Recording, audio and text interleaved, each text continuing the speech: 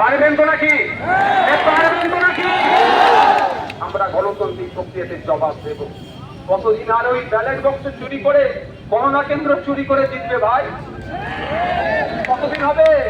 সময় আসছে জবাব দিয়ে হবে।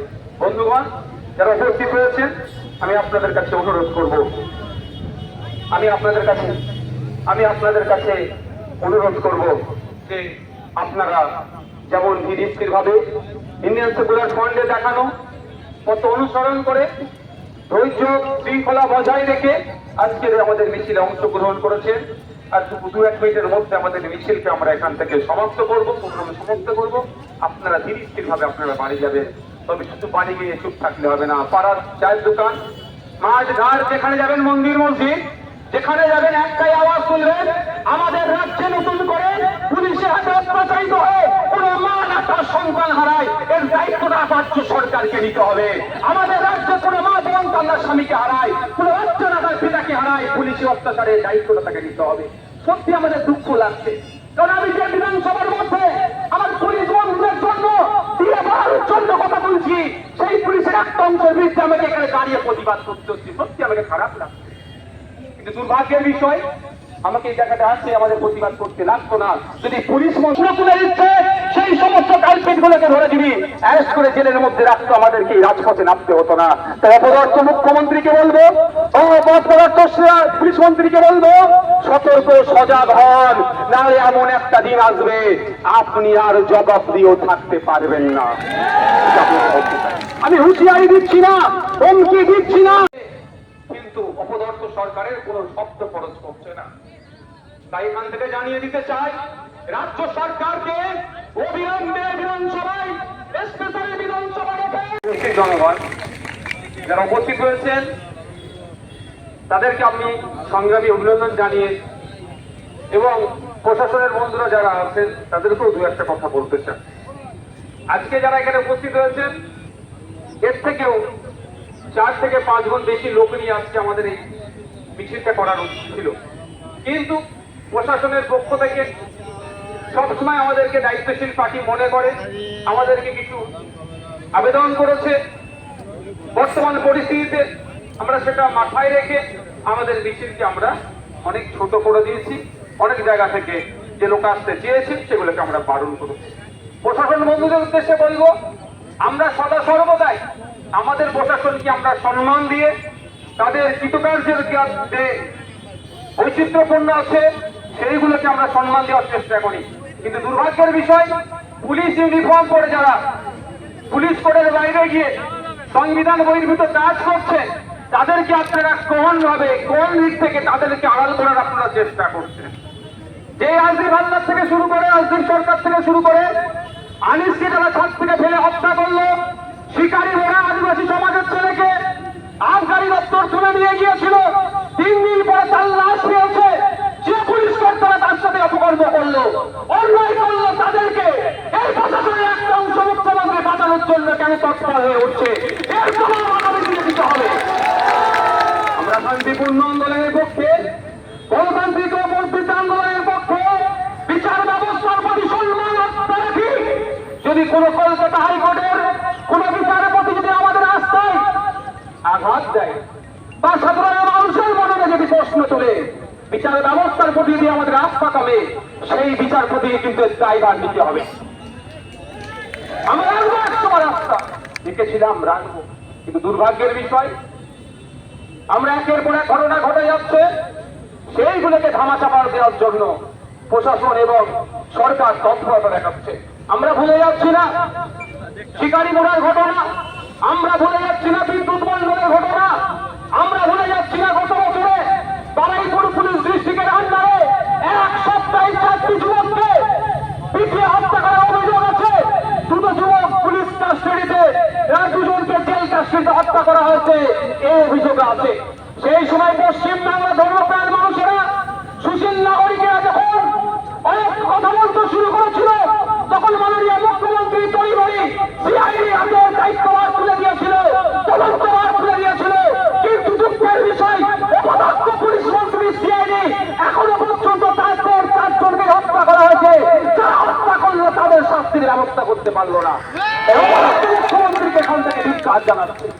আমরা ভুলে যাচ্ছি না আফগানিস্তানের কথা। তার রাজনৈতিক পরিচয় আমাদের আলোচনার সাথে যুক্ত থাকলেও সে স্বাধীন ভারতের একটা নাগরিক। রাতের অন্ধকারে চোরের মতো এসে পুলিশ তাকে ছাদ থেকে ফেলে হত্যা করলো। সারা বাংলায় যখন উত্তল সে নিয়ে বাংলার মুখ্যমন্ত্রী বলেছিল এসআইটি গঠন করে দিচ্ছি, 15 দিনের মধ্যে সবকিছু হয়ে যাবে। কিন্তু দুর্ভাগ্যের বিষয় 15 দিন অতিবাহিত হলো, 1 বছর অতিবাহিত হলো, এখনো আনিস বিচার পেল না। আমরা বিচার ব্যবস্থার প্রতি ভরসা রেখে কলকাতা হাইকোর্টে গিয়েছি। আমরা প্রস্তুতি নিচ্ছি আনিসের মামলাটাকে নিয়ে আগামী দিনে সুপ্রিম কোর্টে যাব। আর এখানে আবু সিদ্দিক আল্লাহের পক্ষবাদীর লোকজন আছেন, তাদের সাথেও কথা হয়েছে। যদি কলকাতা হাইকোর্ট থেকে আমরা নাই বিচার না পাই, ওই অর্ডারটাকে চ্যালেঞ্জ করে আমরাও সুপ্রিম কোর্টে যাব। তাদেরকে তাদের সর্বোচ্চ শাস্তি দেওয়ার ব্যবস্থা করব। বন্ধুগণ, আমি আপনাদের বলে যাই, বর্তমান পরিস্থিতি কিন্তু দেখতে লাগবে।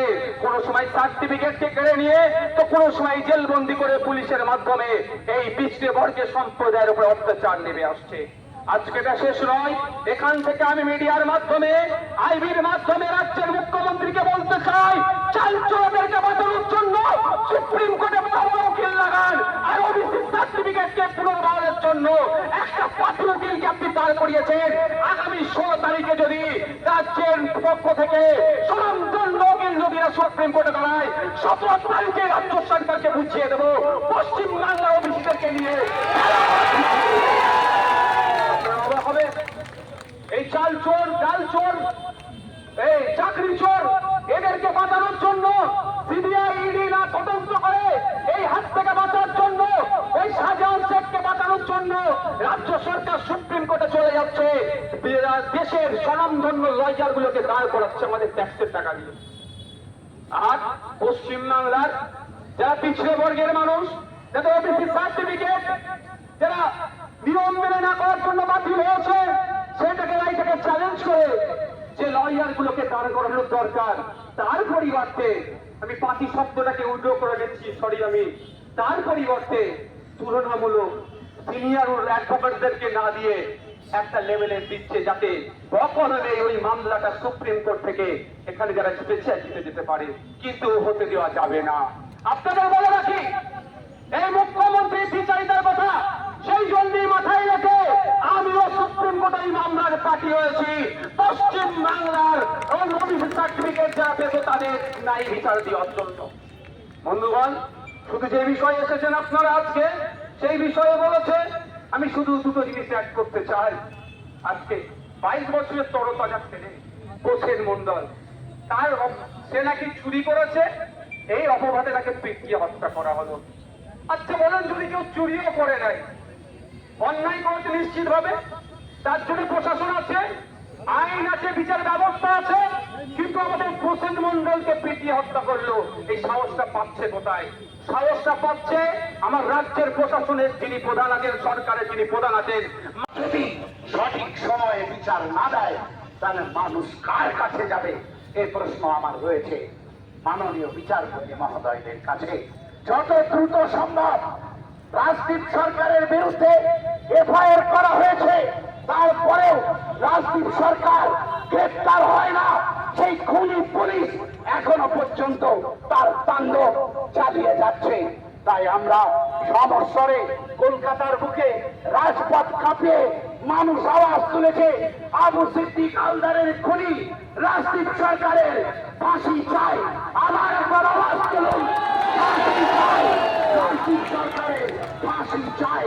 নওশাদ সিদ্দিকী ভাইজানের নেতৃত্বে এই গণপিটুনির বিরুদ্ধে প্রসেন মন্ডল সহ, ইরশাদ আলম সহ, পুলিশের অত্যাচারে নিহত আনিস খান এবং রাজদীপ সরকার, আনিস খান এবং আবু সিদ্দিকের যে ন্যায় বিচার, সেই ন্যায় বিচার চাওয়ার দাবিতে আজকে দেখলেন মানুষ কিভাবে রাস্তায় নেমেছে।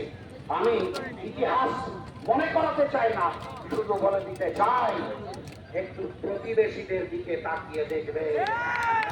মানুষ যদি রাস্তায় নামে তাহলে কি হাল হতে পারে। সুতরাং আপনার কাছে আশা করি আপনি ন্যায় বিচার দেওয়ার জন্য চেষ্টা করবেন, কারণ এই ব্যর্থতা তো মাননীয় মুখ্যমন্ত্রী, এটা তো কেবলমাত্র পুলিশের ব্যর্থতা না, আর একটা কথা না বলে আমি শেষ করতে পারছি না। সেটা হচ্ছে যে শওকত মোল্লা তিনি ওখান থেকে পশ্চিম বাংলার পুলিশকে, কলকাতার পুলিশকে পরামর্শ দিয়েছেন আইএসএফ এর মিছিল হবে, চতুর্দিকে নজর রাখবেন, পুলিশ নজরদারি করবে। আমি মাননীয় মুখ্যমন্ত্রীর কাছে বলতে চাই, আপনার কাজ অর্থাৎ আপনার দপ্তরে পরামর্শদাতা হয়ে গেল শওকত মোল্লা।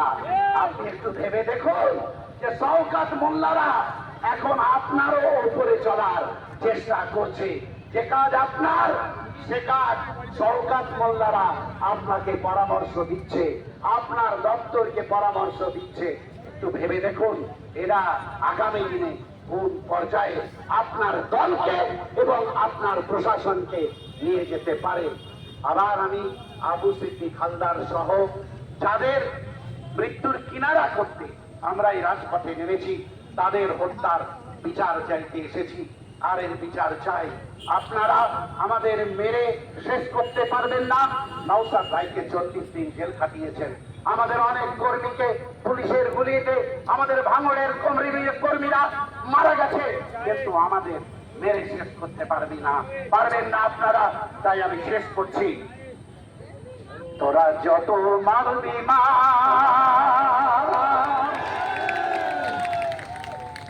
তত পাবি না পা। কারণ আমরা রক্ত বীজের ঝাড়, আমরা রক্ত বীজের ঝাড়, আমরা রক্ত বীজের ঝাড়, আমরা রক্ত বীজের ঝাড়। সকলকে সংগ্রামী অভিনন্দন জানিয়ে আমি আমার কথা শেষ করলাম। ইনকলাব জিন্দাবাদ, আইএসএফ জিন্দাবাদ।